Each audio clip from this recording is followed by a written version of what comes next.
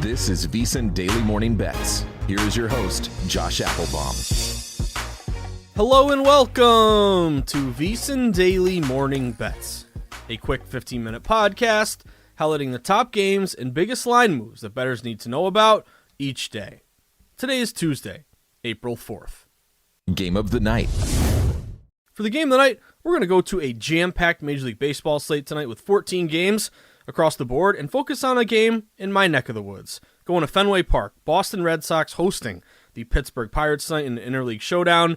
7:10 p.m. matchup here. Currently, the Red Sox are listed as a minus 140 home favorite. The Pittsburgh Pirates a plus 120 road dog with a total of 9. Now, going to this matchup, both teams are 2-2. The Pittsburgh Pirates actually stole Game 1 of the series last night, 7-6, winning as a plus 135 road dog. Tonight's rematch, the Pittsburgh Pirates send out Ronsney Contreras, a young stud pitcher, 5-5, 3.79 ERA last year. He'll be facing off against Nick Pivetta, veteran righty for the Sox. 10-12 last year, 4.56 ERA. So what have we seen across the board? Well, looks like the public is all over the Red Sox. No surprise there. Bigger name squad here. A lot of bias against Pittsburgh, who's been very bad for very long. Currently, 82% of bets are laying the money line price here with the Red Sox at home, according to our VSiN.com bet splits coming directly from DraftKings. However, despite 82% of bets sweating the Sox, I've actually seen the Red Sox fall. They open as high as minus 150. Now you're down to minus 140. I see some shops even creeping a little bit lower, down to minus 135. So this would be a classic reverse line move when you have heavy betting on the popular side, yet the line doesn't go further to the popular side. It goes away from the popular side toward the unpopular side. So kind of got to ask yourself, take a step back. If everyone and their mother is on the Red Sox tonight, then why is this line dropping toward the Pittsburgh Pirates? Tells me that respect to money here. Grab the plus money with Pittsburgh, just saying, hey, this payout here is pretty good, pretty juicy plus money spot for Pittsburgh, so you might as well grab it, drop that line in favor of the Pirates, despite being a very contrarian spot or contrarian bet tonight, only getting 18% of bets. Also, you would have value here with the Pirates as a dog with a high total. Correlative betting, it's when you kind of compare the side to the total and look for kind of an edge one way or the other. So if you look in baseball, when you're looking at a dog, you want a high total. High total is really anything 8.5 or higher or 9 or higher. A low total would be anything around 8.5 or less or 8 or less. And basically, when the odds makers are predicting quite a few runs here, a total of 9 or more, when you have more runs, basically it leads to more variance, more upset opportunities, more volatility, which benefits a dog. When you're on a favorite, you want a low total because fewer amount of expected runs scored, more likely they come from quote-unquote the better team. So Pittsburgh in that contrarian spot with that sharp reverse line move. You also have the high dog high total correlative betting. Interleague line move as well. Typically line moves are always important because they are a reflection of sharp money coming in, taking a position, but especially in interleague matchups because the lack of familiarity kind of makes it more difficult cap. So if smart money is taken aside, it's almost like a pure respected smart money side in an interleague matchup versus a conventional matchup between two teams, same division or same league. Pitching would be the big advantage for the Pirates. They have a 4.76 ERA as a team. Doesn't sound that great, but Boston, 7.50 team ERA. Also a bit of a gambler's fallacy play. Gambler's fallacy is basically, the Red Sox have to win tonight. They're the better team. Pirates stink. Red Sox lose the opener. They have to come back and win tonight. But you never want to operate on the premise of something has to happen or something is due. Always make the comparison with gambler's fallacy. You go to the roulette wheel. If you're at Circa Sportsbook or South Point or Borgata, you go to the roulette wheel. It lands on black 10 times in a row. Most people would say, hey, I got to put my whole house on red the next turn because it's hit black so many times, red is due. It's got to be red the next time. But no, it could just be black again. So you don't want to fall into that gambler's fallacy of Sox lost the opener, they have to win tonight. And then also looking at the total here, it opened at 9 over minus 115. Now it's 9 over minus 120. So quite a bit of liability here to the over. We have seen the Red Sox great to the over, 4-0, perfect 4-0 to the over. They're hitting 311. And their team ERA is 7.50, and they have a bad bullpen and bad starting pitching. So they hit, they don't pitch. They've been a great team here to the over. So I'm leaning pretty hard to this over. And we do have a sharp move here toward the Pittsburgh Buccos. And a big interleague matchup. Public on Boston, line dropping here to the Pittsburgh Pirates. Best of the rest. For the best of the rest, we're going to look toward another interleague showdown here. This one is in a NL ballpark, though. 7:05 p.m. Eastern Time between the Tampa Bay Rays and the Washington Nationals. Currently, Tampa Bay is listed as a -175 road favorite, with the Washington Nationals around a +150 home dog, and the total here is 8.5. Going into this matchup, Tampa Bay is perfect. They're 4-0 to start the year. They won the opener last night against Washington 6-2, cashing as a -175 road favorite. Meanwhile, Washington 1-3 to start the year. Tampa Bay in this matchup will send out lefty Josh Fleming. Went just 2-5 with a 6.43 ERA last year. He'll be opposing Chad Kuhl for Washington, who went 6-11 last year with a 5.72 ERA. So what have we seen across the board? Well, looks like both pros and Joes are united, saying give me the Tampa Bay Rays here. Tampa Bay opened as a -160 road favorite. Now they've been bet up to -175, so we see pretty big steam move here of around 15 cents in favor of Tampa Bay. Again, any line move is meaningful, but you get steam 10 cents or more. That's kind of a easy, sharp indicator there of pro money going to Tampa Bay. We also have good system here, a road favorite who made the playoffs last year against an opponent who did not. Last year, that system went 272 and 167, 62%, with a pretty good return on investment there of around 4%. Also, interleague line move. We mentioned, interleague line moves there with the Pirates. Well, same thing here with Tampa Bay. That pure smart money move in the lack of familiarity game, benefiting quote unquote the better team.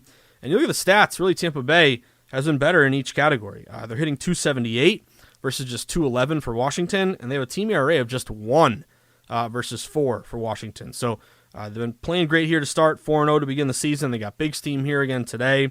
Also look at the total, open at 8.5, over -115. Now it's 8.5 over -120. So some liability here looks like to the over. Also, when you're looking at totals, to me, I think if you kind of anticipate a little bit based on the juice, if you like a juiced upside, you should typically grab it in the morning because you might see these lines move quite a bit. Like if you like Boston, the game that we just talked about, that over 9, you probably want to get it now before it goes to 9.5. If you like this over, Tampa, Washington, 8.5, probably want to grab it now before it gets to 9. It may not sound like a big deal, but for example, Washington, Tampa Bay, you bet the over 8.5 in the morning, they land on 9 runs, you cash your bet. If you wait and you get this after it moves to 9, then it lands on 9 runs, you push your bet. So to me with totals, it's very important to get that triggering number and anticipate the juice before it moves too much.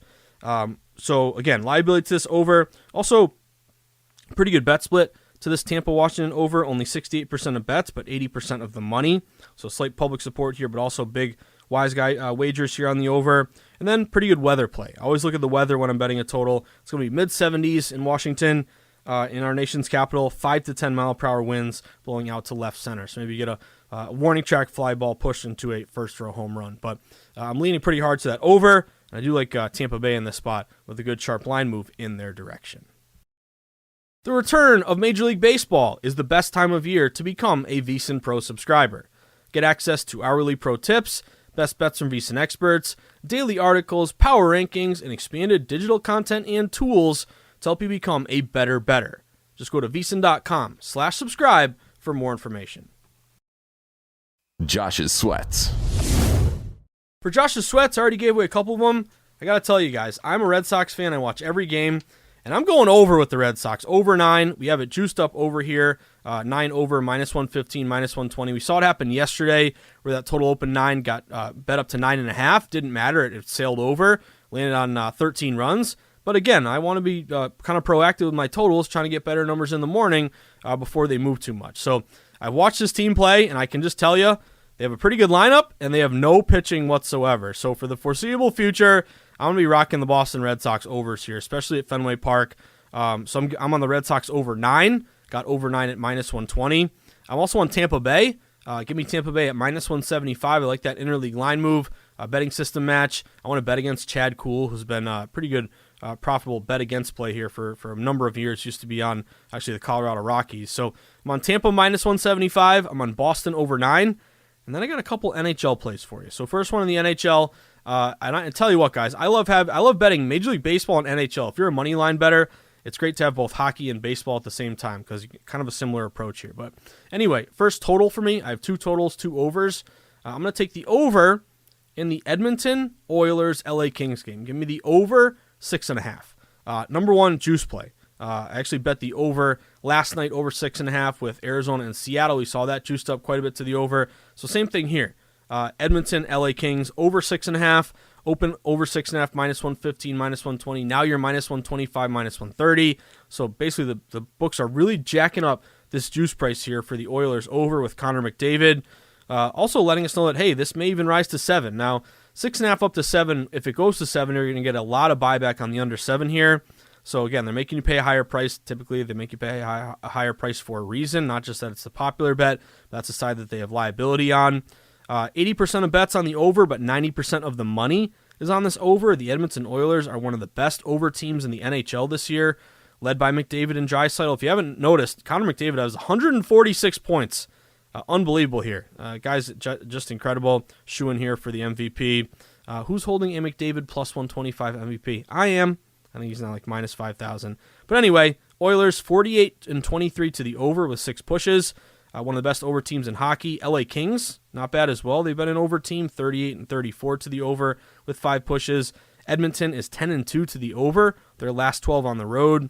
Goalies here, both with kind of bloated goals against average. 2.89 for Skinner, 2.84 for Korpisalo. So both teams starting goalies here giving up around 3 goals a game. Also offensively, almost 4 goals a game for Edmonton, 3.97 and 3.5 for LA. So both score, both give up goals. Power play, 32% for Edmonton, 25% for the Kings. So both good power plays. If you take a penalty, hopefully we get some power play goals. And then also both teams only around 75% on the PK. So not great killing penalties, but really juiced up over here. McDavid has been great to these overs. I'm going to root for some goals, root for McDavid. I'm on the over, Edmonton, 6.5 at -125. And then one more over for you, late night here, Seattle and Vancouver. This is a 10 o'clock game. The Edmonton game was a 10:30 game, but give me the Seattle-Vancouver over as well. Very similar. If you like the Edmonton over, you probably like the Vancouver over. It's another 6.5 over, super juiced up at -125, -130. Vancouver has been one of your better over teams this year, 45-28 to the over with 3 pushes. It's a back-to-back. So yesterday, Seattle scored 8 goals. They beat Arizona 8-1, cashed that over, luckily for Market Insights pod listeners later in the day. But got that over, and then playing today back-to-back, you're probably going to get Martin Jones in net. You had Grubauer yesterday. So Martin Jones, 2.99 goals against this year. He's looking to face Thatcher Demko, 3.37 goals against. So again, I always like some bad goalies. I don't like betting on an over when both goalies have a goals against of like 2.1 or 2.3. So bad goalies. Hopefully that continues. Good offense here. Both teams averaging about 3.5 goals a game. Vancouver is 5-1 to the over their last 6 at home. Seattle is 5-0 to the over their last 5 head-to-head against Vancouver. In the 3 meetings this year, there was a 5-4 game, a 6-5 game, and a 6-1 game. So we had 9 goals, 11 goals, and 7 goals. And what do we need here tonight? We need 7 goals or more. So banking on some offense here. Defensively, you have Seattle giving up 3.2 goals a game, 3.7 for Vancouver. And again, both scoring around 3.5. And on the penalty kill, not great. Both teams just around 70%. So rooting for some goals in this one as well. And a back-to-back for Seattle. Give me the Vancouver-Seattle over 6.5 with the Edmonton Oilers over 6.5 with the Red Sox over 9 and the Tampa Bay Rays at -175. That about does it for today's VSiN Daily Morning Bets podcast on Tuesday, April 4th. But reminder, even though college basketball is over, we turn the page. Obviously, it's going to be a while for some more until some more college hoops returns. But that's okay because we have a lot going on in the sports betting world. Major League Baseball, daily grind here now with 15 games every single day for the next 6 months. You love to see it. NHL, NBA getting close to the playoffs here. Obviously, we have the NFL draft coming up later this month. So a lot going on in the world of sports betting. And at VSiN, we can help you make some smart bets here. So easiest thing you can do if you want more VSiN in your life, go to vsin.com/newsletter, put in your email, hit submit. Once you do that, you'll be on our listserv for our daily newsletter, waking up in the morning automatically.